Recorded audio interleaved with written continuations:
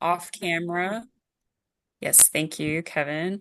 So, my name is Rebecca Cates. I'm the urban ag educator with Purdue Extension in Lake County, and I'm here to assist Kevin Allison, who is the urban ag specialist with Marion County Soil and Water Conservation District, and he's going to be talking about this Indiana mulching tool for small farms and gardens. So, take it away, Kevin. Great. Thank you, Becca, and thanks everybody for joining. Again, my name is Kevin Allison, Marion County's Soil and Water Conservation District. This work is supported by the USDA Natural Resources Conservation Service, and they are an equal opportunity provider, employer, and lender. So today, we're going to be talking about the Indiana Mulching Tool, which is a new tool kind of designed for small farms and gardens.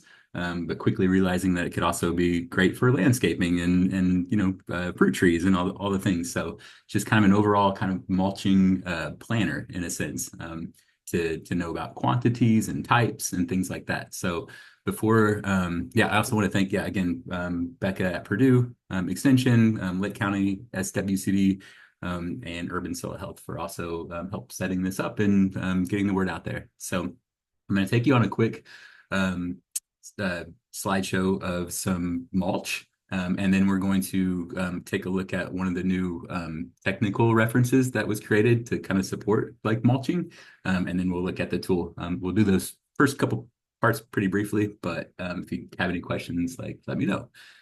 So why mulch? There's tons of different kinds of mulch. In general, when I'm talking about mulch, it's like a plant material, like an organic material applied to the soil surface. So the soil surface, and we're just putting material on top. We're mulching up.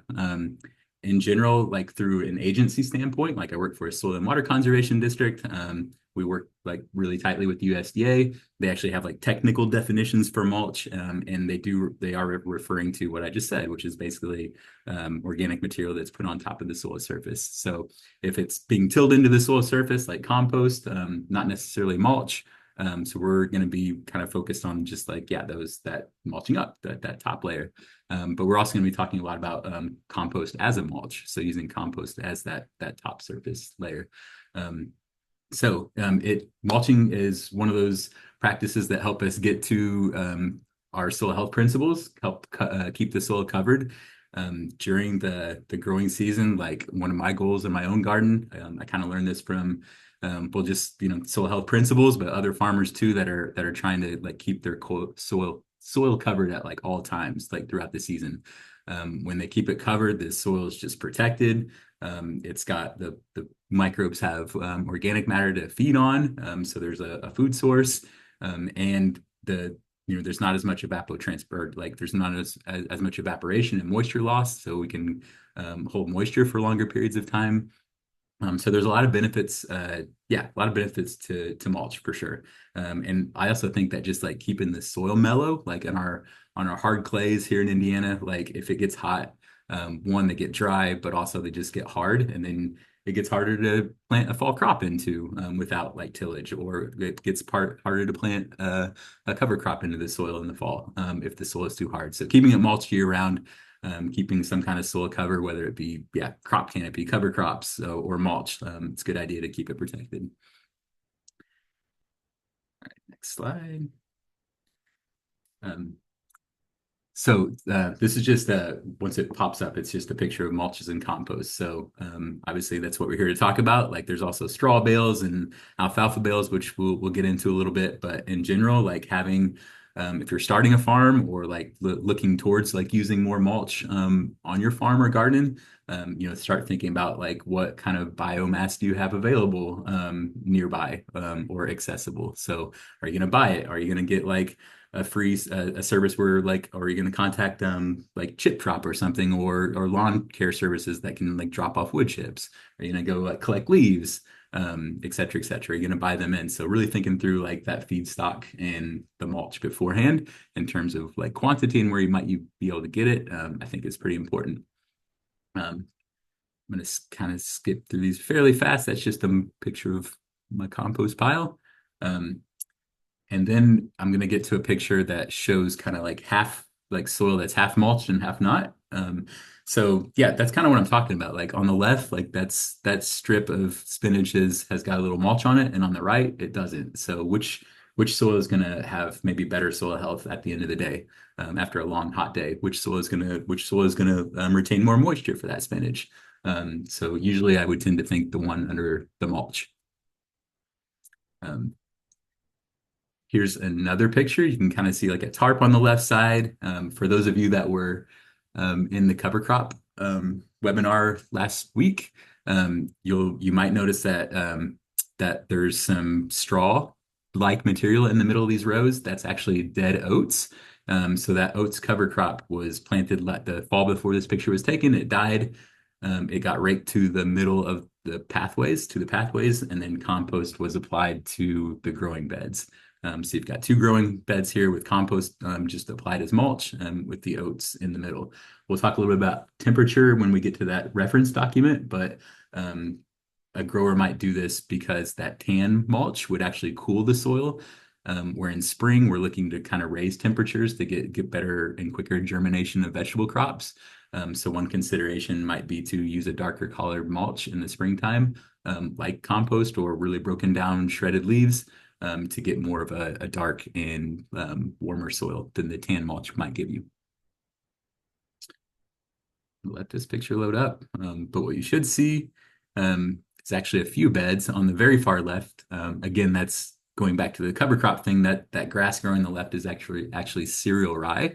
So that was a big grass that was planted the year before, and it will continue to grow into spring as it is here.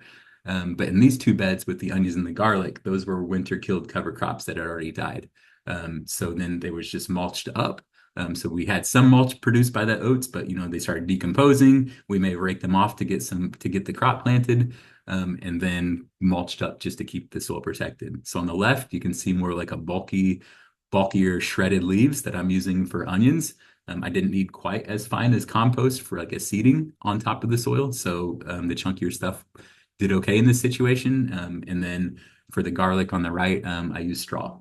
So there's lots of different ways of mulching up. Some people love to use the leaf compost and compost on garlic as well. And they might, like some of the growers do that because they might not really want to deal with all that straw residue after the garlic's been harvested.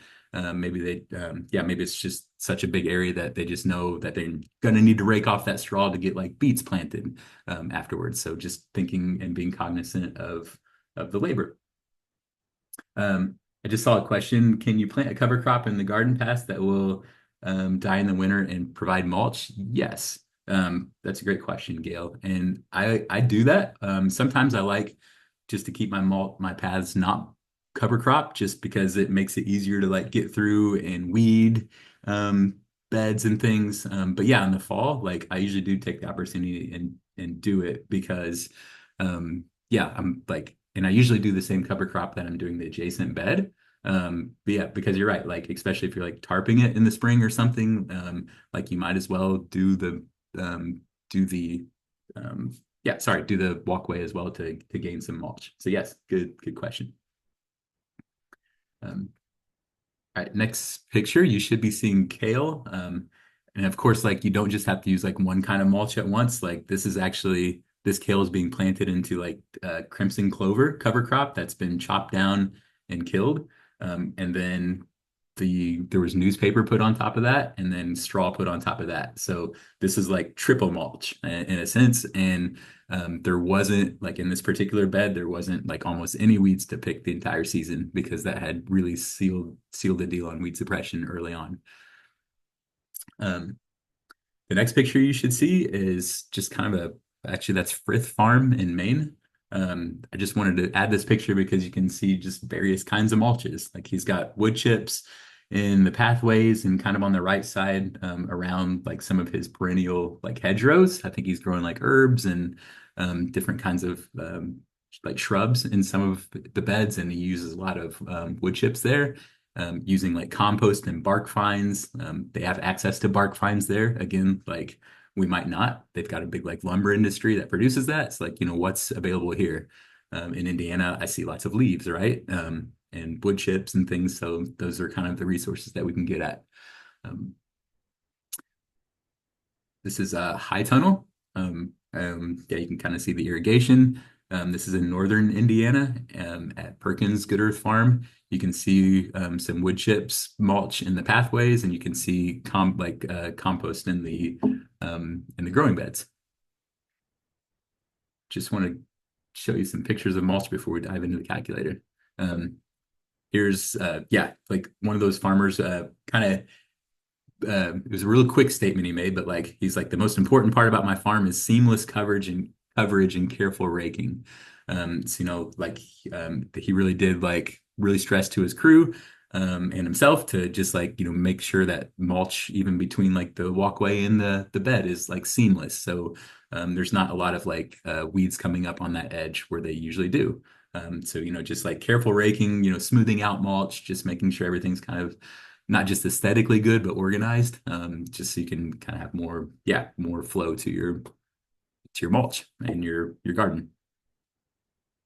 Um, I did put this in there, like this is actually also from that Maine farm, or farm in Maine. So he's putting on like let's say like an inch or 2 inches of really fine compost. I think he screens it first in some situations, especially if he's seeding it like these spinach. But like if you are planting the crop or seed like into compost that's sitting on top of soil, but the roots aren't exactly in the soil, just know that that compost or leaf mulch is going to dry out a lot faster. So that it's just gonna, yeah, it'll dry out fast. And so if you are like planting into compost above the soil, then you would probably want to make sure you have irrigation ready or watering to make sure that's getting watered. If you're transplanting into a bed like this, if you get the bottom of the transplant down into the native soil, that's probably going to help your cause a little bit because it's going to actually, start retain. Yeah, those roots are going to be able to get at that soil moisture in the soil, which yeah, which just holds moisture way better than compost sitting on top. Um, just a couple more slides, but this might be bigger scale than, yeah, I'm not sure what kind of scale of folks we got on this call, but that's like a dibbler with the wheels and the spikes. So that's a tool that a farmer on the scale that we just saw could actually roll that down a bed and it would poke holes in the mulch. Mainly, I mean, kind of to start a transplant hole, but also even more so to mark where those transplants need to go. So it's patterned out so they can then quickly go and transplant. You'll see an earthway seeder here or like a one row seeder. That's just another consideration for mulch. Like that thing won't go through straw. It might not even go through like, like some oats, like, scattered oat debris here and there.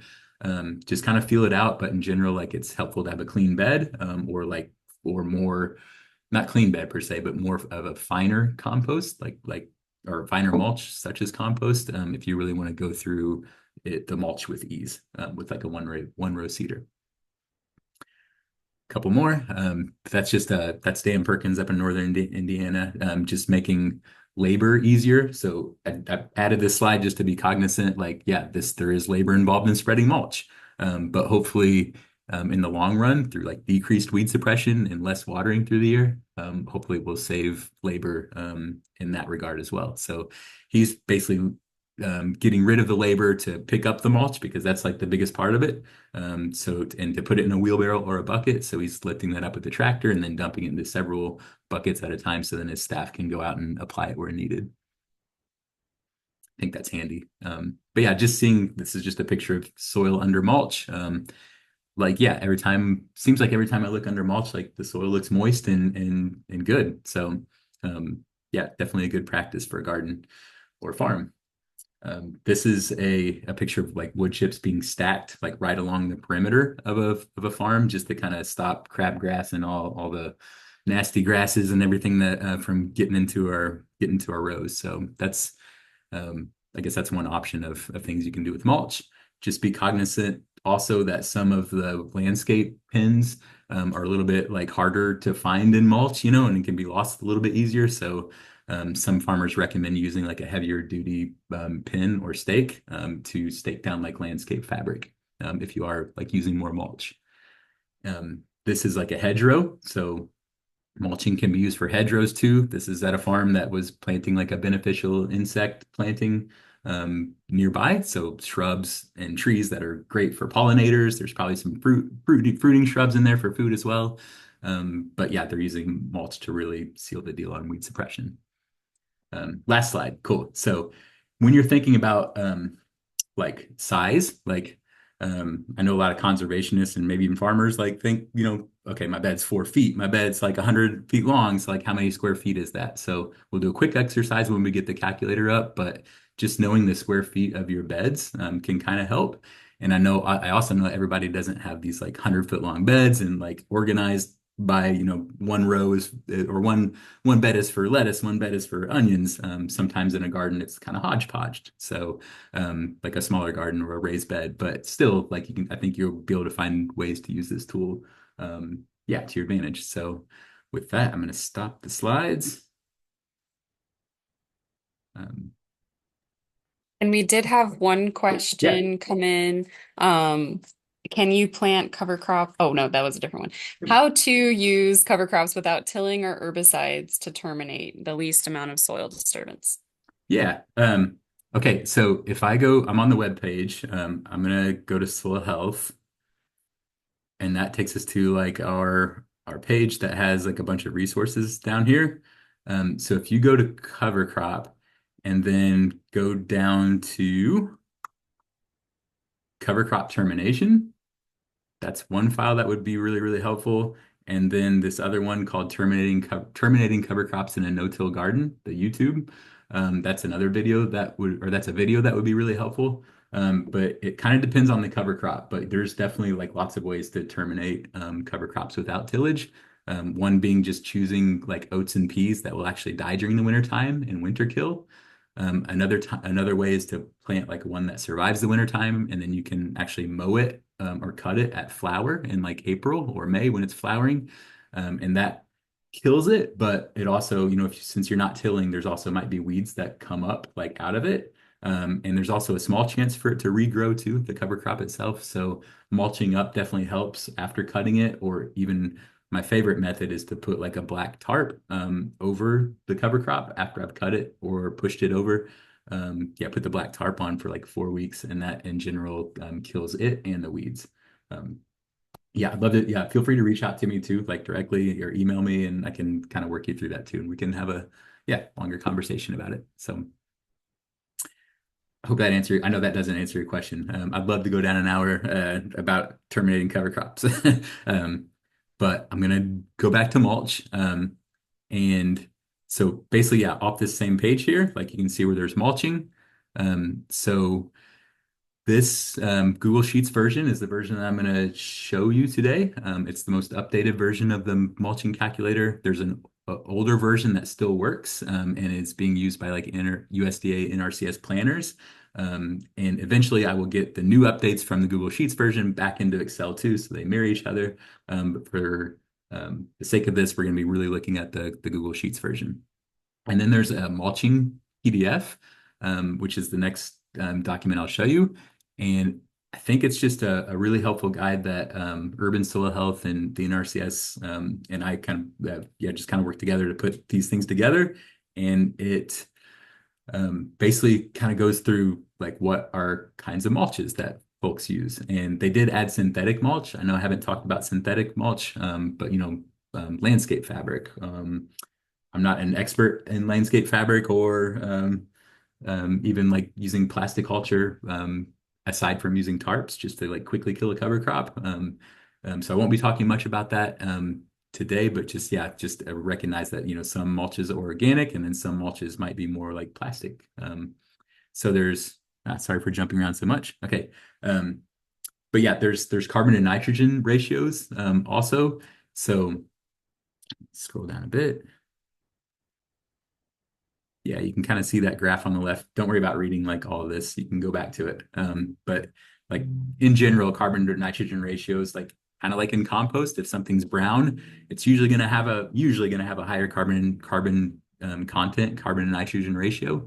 And if something's like more green, like a vegetable or hairy vetch or legume cover crop or hay, those might even have a lower more green, lower carbon and nitrogen ratio um, than something like straw.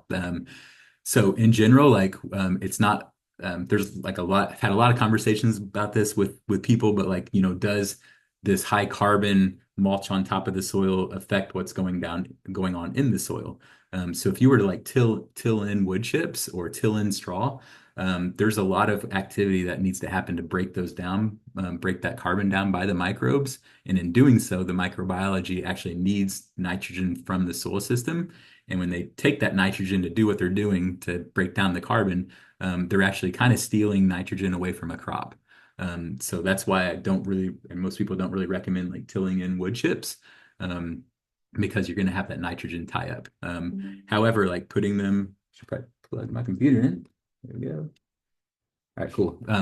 Yeah, but if leaving them on the soil surface, there's not going to be as much, yeah, draw or manipulation of the nitrogen in the soil. I think there's probably a lot of research that needs to be done. And yeah, I should probably also say that, like, yeah, there should need more research that needs to be done, and also like it can affect it because like if you do put like, for example, like alfalfa hay, which is more nitrogen rich because it's got legumes in it, as opposed to straw, which is more like carbon, like tall grass based. You can see a more of a nitrogen response in like a tomato that's mulched underneath alfalfa, and that's just because the alfalfa is decomposing. And where's it going to go? Eventually, it's some of it's going to get down in the soil, and eventually that plant's going to take some of that up. I should move on. We talked about temperature, like dark mulches being like able to warm the soil up a little bit more, and light mulches being a little bit more repellent to soil heating up. How much to apply?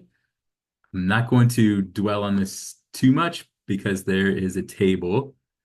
I'm gonna zoom in. There's a table that kind of gives like pros and cons to each mulch. Like sometimes I apply like half an inch. Sometimes I apply just like a really like right now, for example, I was planting just the other day I was finished with a crop and I was gonna plant a cover crop. And the soil looked bare, like just the mulch had decomposed. So I decided to put like a little bit of like a really light layer of compost on. I wasn't even sure if it's like an eighth of an inch, just like really light.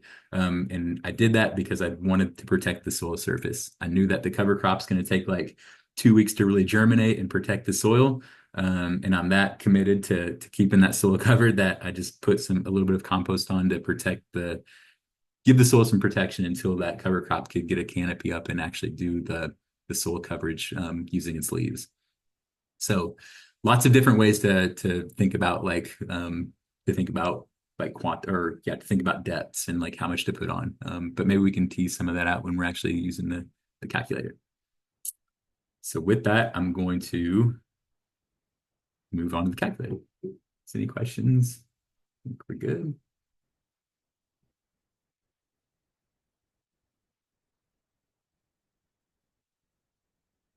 I did not see any more come in yet. Okay, good. All right. Great. Do you see the calculator, Becca? That was Yes. all right. Pretty cool. Okay, so yeah, this is our tool here, and again, you can get it from the Marion County Soil Health page. And yeah, so it's a Google Sheet. So when you click on it on the web page, it's going to ask you to make a copy. So just yeah, make a copy to your own drive. I'm still trying to understand how this all works, um, but in general, this has about 5 tabs. So the mulching tool itself, which is a tab that where you can actually put in like, okay, if I put mulch down, like I'm going to record it or I'm going to plan it, and you could figure out like how much mulch you need, which we'll see. Then the cost and total tab is where you can put in cost of different kinds of mulches. So you can see how much you need, how much you're actually planning and how much it might actually cost.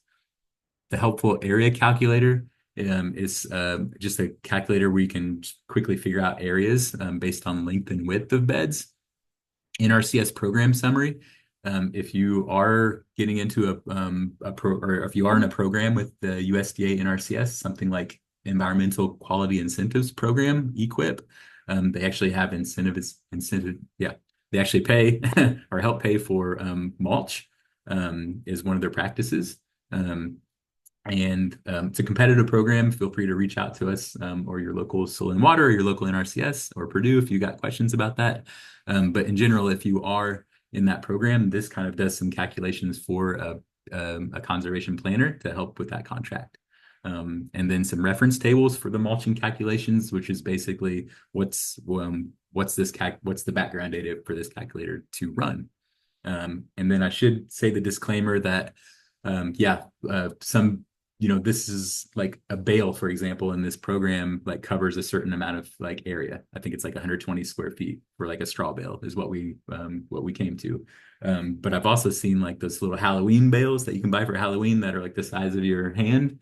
Like that's not the same thing, right? And there's also like a bale that could be like, twice the size of the average bale. That's really dense and compacted, just the way they harvested it. So this one does assume that it's a kind of an average size bale. I'll show you how to change that if you absolutely need to. But in general, we just kind of had to make some assumptions. So, but realize that those assumptions were made. Um, okay, so I'm going to go on to the mulching tool itself. So put your name, your location. Like let's say I'm kind of messing with like years 2026 to 2028. You wouldn't have to do that. You could put like notes in if you've got some if you need some extra notes.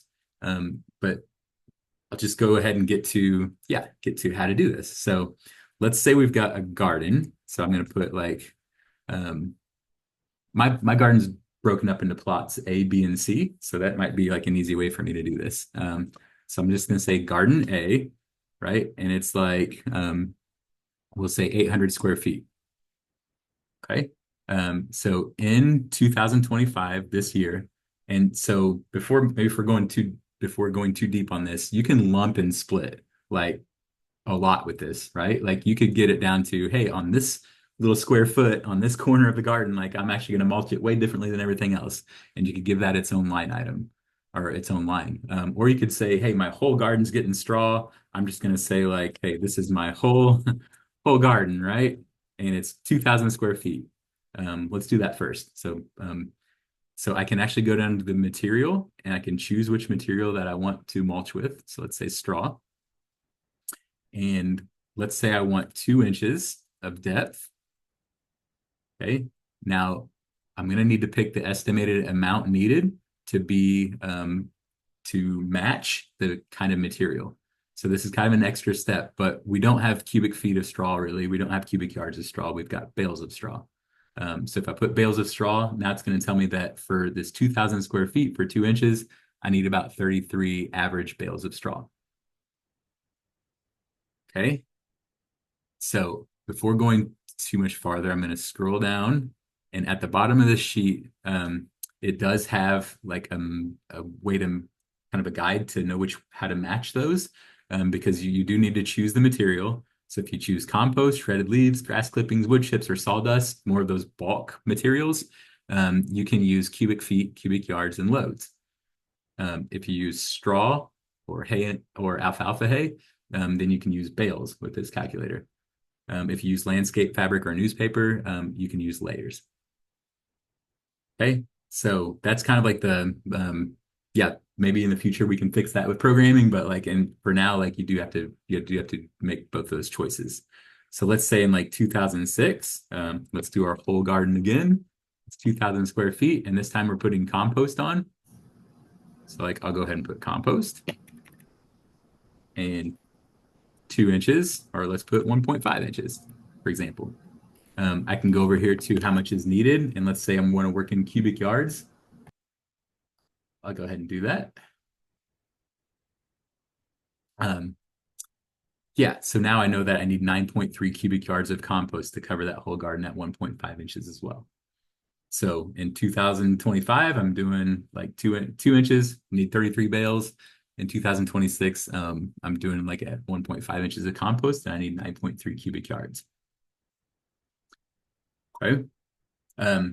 So one cool thing that I think about this about this program is that the loads, you can actually think, okay, like of this cubic yards, how many actually wheelbarrows might that be for me to have to actually spread that, right? So up here, there's like a load information, and this is optional on the top right. Um, but you can basically put in like how much volume of compost or like shredded leaves are in your bucket or wheelbarrow or truck, etc. So, for example, let's say I've got, you can put gallons. You could say, okay, I've got 4 gallons. I'm using a 5 gallon bucket and I'm filling it up with 4 gallons of soil, of compost, right? So now I can go down here and instead of cubic yards, I can actually change that to loads and it's going to tell me I need 469 buckets, 5 gallon buckets to do that. So maybe I won't use a bucket and I'll change that to a 3 cubic foot wheelbarrow. And now I'm looking more like 83. Okay, so that's how you can kind of use that to yeah, to instead of looking at cubic yards, you can also do that, right? You can quickly choose cubic yards. But if you really want to know how many trips it might take you, then you can use loads to your advantage there. I could see like a grower or a farm manager maybe using this even as like a sheet to give to a crew, right? To say, hey, this is going to be how many loads, or at least use it to be able to plan that. Okay, change that back to cubic yards.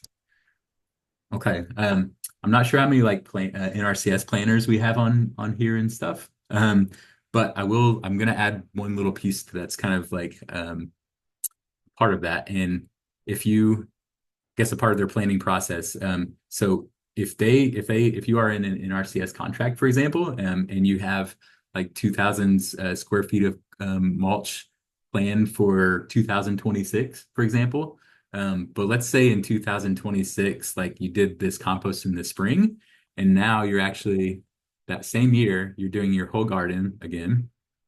And in the fall, you're wanting to plant, let's say, garlic. So you're going to mulch it with straw, for example. And let's say we put 2 inches on, and we put this many bales. Okay. So now, I guess you can ignore this if you're not like an NRCS agency person, but you can actually come over here and put contract item. So we can say, okay, this is a contract item because, and what I want to say is that in the NRCS contracts, they don't pay for two, at least in Indiana, they don't pay for like 2 applications in one year. So currently this is actually like a double counting, right? Like 2,000 and 2,000 for 2026. So really, we're just going to put contract item for one of those. And now this is the only one that's picked up in the contract. But it covers that area and counts it as comp or as mulched. So sorry for that aside. Um, okay, so let's say in 2027, like, yeah, let's say you want to do the whole garden again, right? 2,000 square feet. And we're using, let's use compost again. Let's do 1.5 inches, for example. Change that to yards. So now we can kind of start developing a plan, right? Let's say, and also in 2027, we're just doing like plot A of the garden, which is, let's say, 700 square feet. And we're going to do that in straw. And we're going to cover it with 2 inches and call that bales. So now we know that in 2027, we're doing the whole garden in compost. We could even put like whole garden spring, for example, compost. And then like in the fall, plot A of that garden is getting straw for maybe garlic. And then back to NRCS, like we're going to go ahead and count this as a yes for this 2,000 square feet. And since that this 700 square feet of the garlic is already in plot A is already included in this 2,000 square feet, we won't add that as a contract item. Okay. And so I think I'll try to stop talking about contracts and stuff because that's not the point of this. It's more of, yeah, just how to use this thing. But I will show you that if you come back here to the tab that's NRCS program summary, and then you say like, okay, 2025, you start putting in your contract years, it's going to tell you like how many square feet is planned. It's basically going to pick up the data from that table and pull it in. And it's only going to pull in the ones that you clicked yes for contract item. Okay. I'll stop there. You can also go to this cost and totals tab. So now you can see all those, and this doesn't matter. This like that contract little item here, this doesn't affect your actual cost and totals. So I'm back here at cost and totals, and now I know like in 2025, I've got 33 bales of straw planned.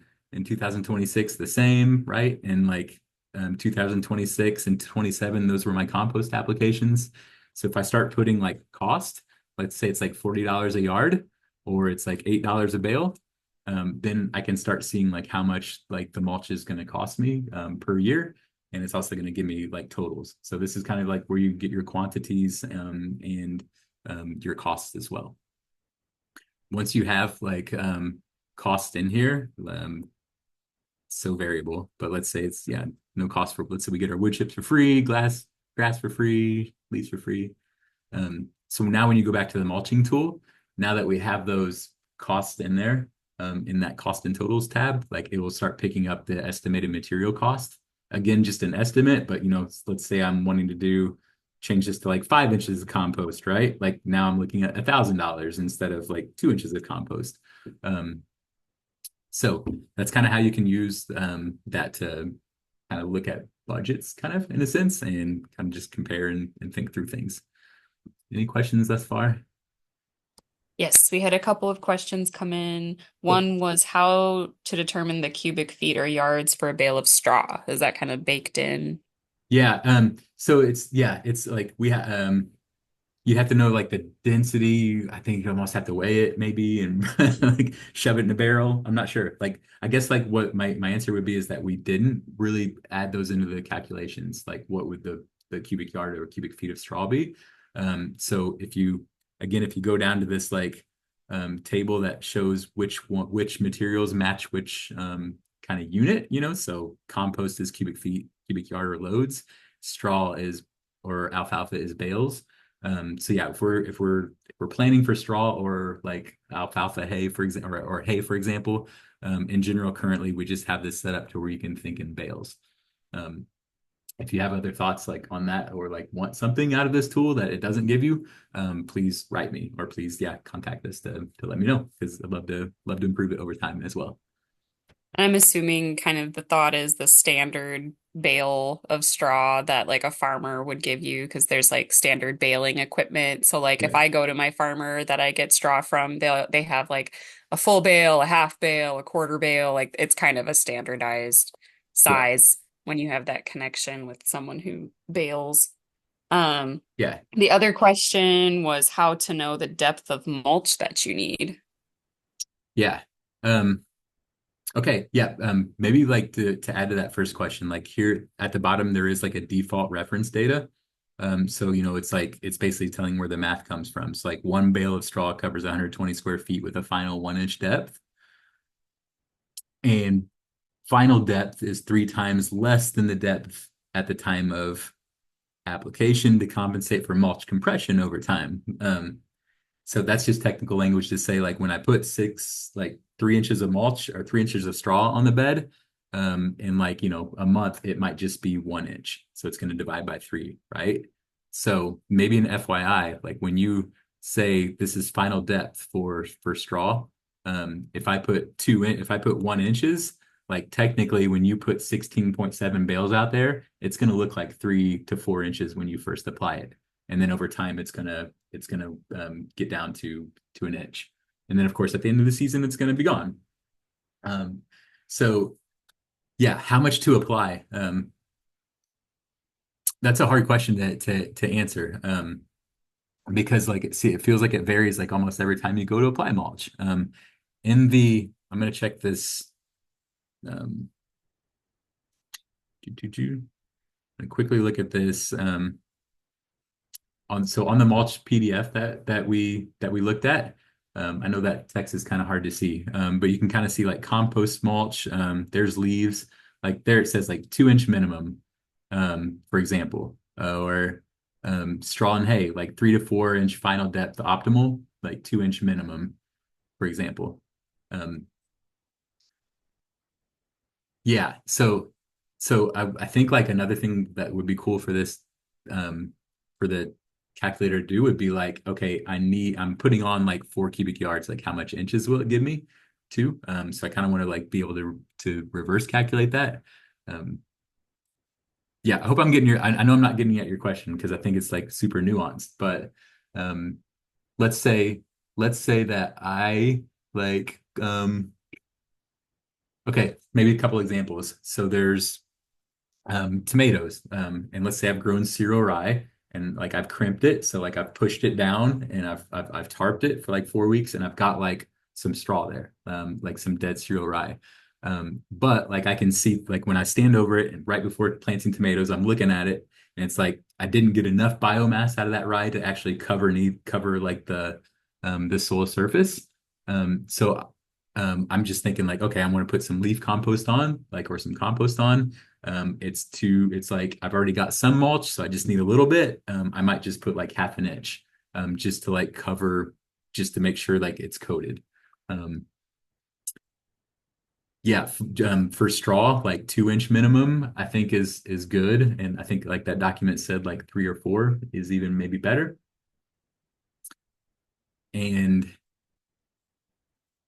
yeah, like gosh, there's another example. Okay, I'm seeding. I talked about seeding beets this fall, right? I want to keep the soil covered. Actually, the mulch that I have was chunky, like the leaf compost.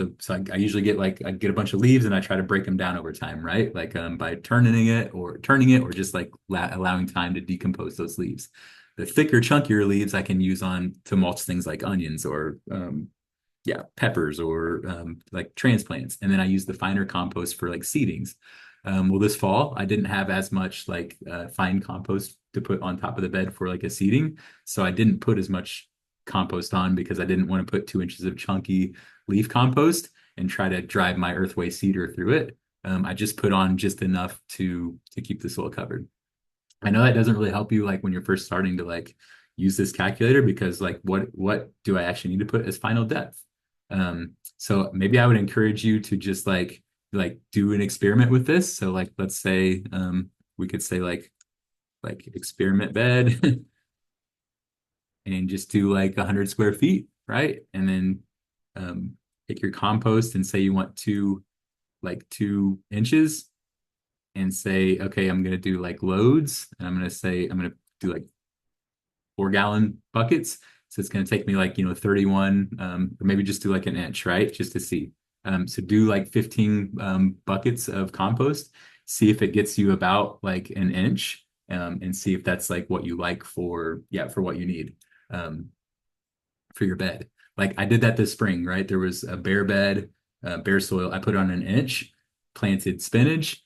By the time I was doing my second cutting of spinach, that leaf compost had already like broken down and got decomposed and digested into the soil, leaving me with bare soil. So I did another inch after that. So it was an inch in spring and then another inch in summer. If I would have done the 2 inches up in the spring, then it may have carried me through the summer longer. I think in general, just the idea is just to try to keep things covered. That's a long-winded, not great answer. I'm sorry, but trying to take pokes at it. Any other questions?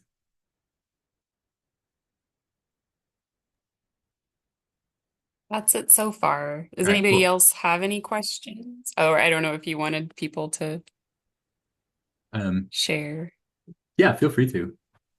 Yeah, so it depends on what's needed and what's being planted. Thank you. Yeah, yeah, yep, yep. Um, Yeah, so I think like gosh, what like I mean like in my own garden I might be able to be like, okay, let's say next next year's what 2025, right? Like I might look at my crop plan and be like, okay, plots there's lots of way to do it. I could be like plot like or beds A1, A2, A3, like they all need like straw, for example, because I know they're going to be like planted in garlic. Like I could start thinking about that way. Like once if I didn't want to do this for every single time I wanted to like make a garden mulch plan, like maybe next year, once I get the hang of this, I might be like about 40% of my beds need straw and about 60% of my beds need compost, right? And then I could choose this one for straw and choose this one for compost, and I could just use um, these two items to get a general um, a general idea about how much compost and I might need and how much I might need to spend on it. So let's say that's like 400 square feet and that's like 600 square feet. If you don't know how like what your square feet of your gardens are, you can actually come to the helpful area calculator here. And this is just a way to kind of figure out area quickly. So this doesn't feed into anything. It doesn't really do any like, yeah, material calculations. It's just like um, my bed, like a typical bed for my garden is, let's say I've got 15 of them and they're each 2.5 foot wide and they're about 25 feet long. Okay. So like each of my beds is about 940 square feet.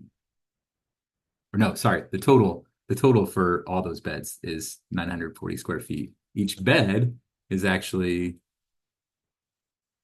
62 square feet. So, if I was using that mulching tool to actually like figure out each bed, I would use that 62 as my square foot. And if I was looking at the whole garden at once, all the growing areas, then I would use the top number. Let's say you wanted to so think about your walkways separately.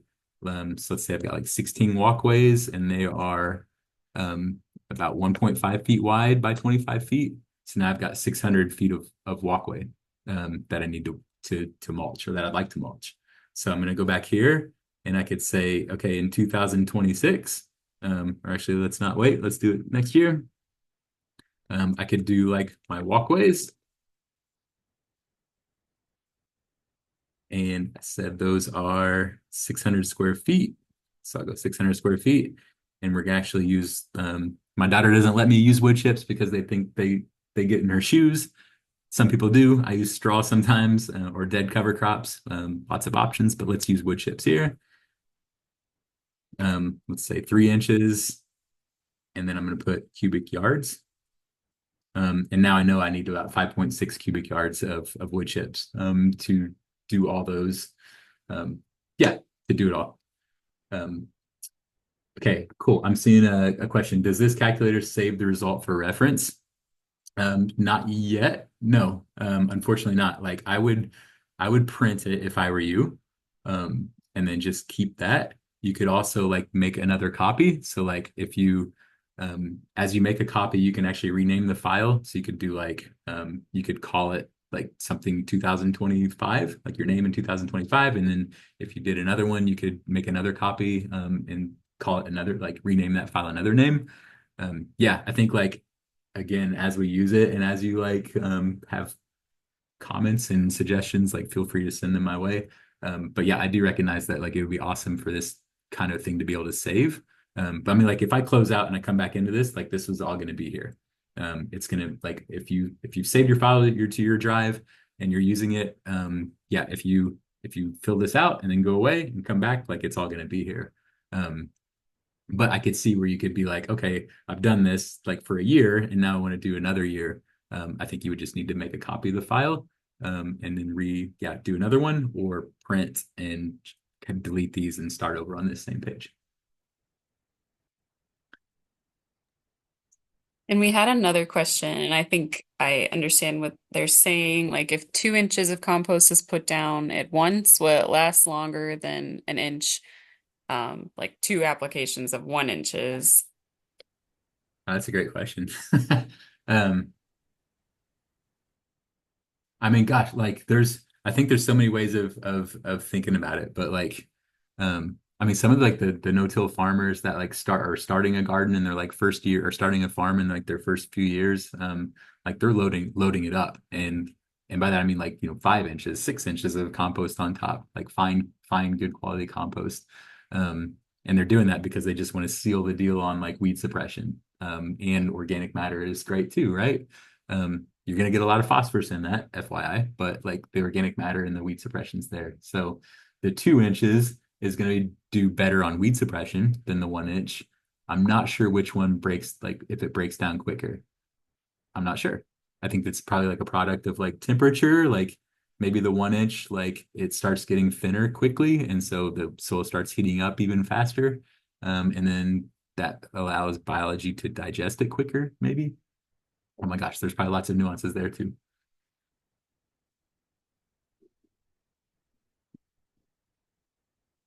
Yeah, and I think like, like in like I don't have access like from a cost standpoint too. Like I don't feel like I've got like super high quality compost at my ready, right? To if I did, 2 inches of compost in the spring and wanted to seed into it, I would need to be irrigating a lot.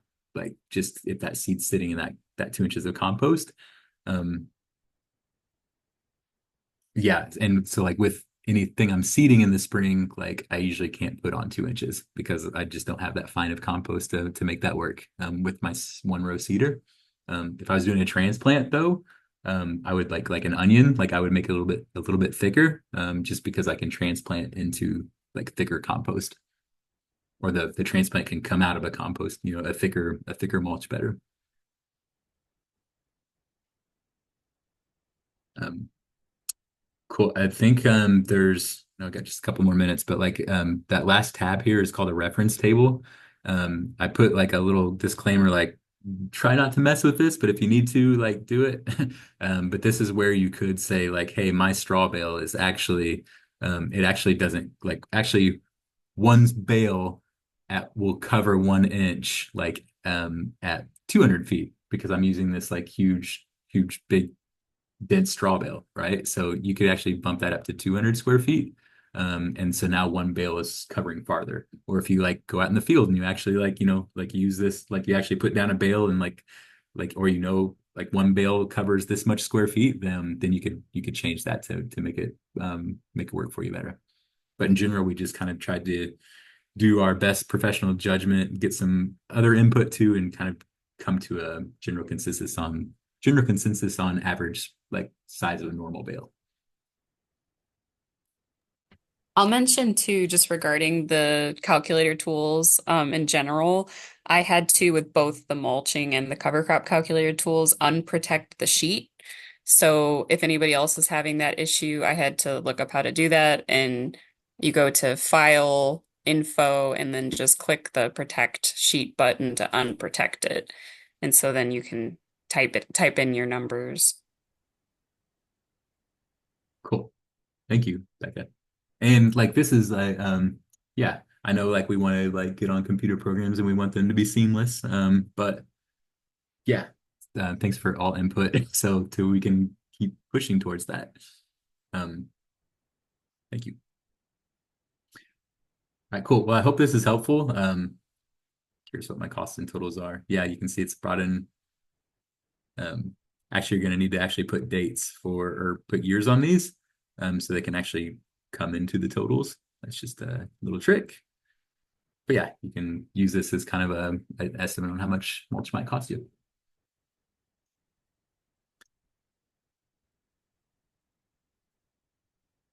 All right. Thanks for joining me. Sorry about some long-winded answers that I'm not sure really got to your question, but appreciate y'all being here. Great. Thank you so much, Kevin. If anybody has any last minute questions, there's still a couple minutes left in the hour. Feel free to type them in or unmute. Otherwise, we'll be sending out another invitation um, soon-ish to learn about like a next the nutrient organic amendment calculator tool. So that'll be coming soon this fall. Cool. I think Halloween, Becca. I think we can target Halloween. Halloween. Yeah. All right, cool.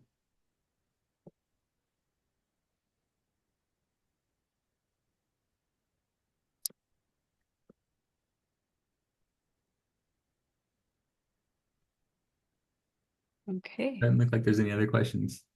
All Nope. good? You did a great job. It All right, was thank all you. explained. Everybody's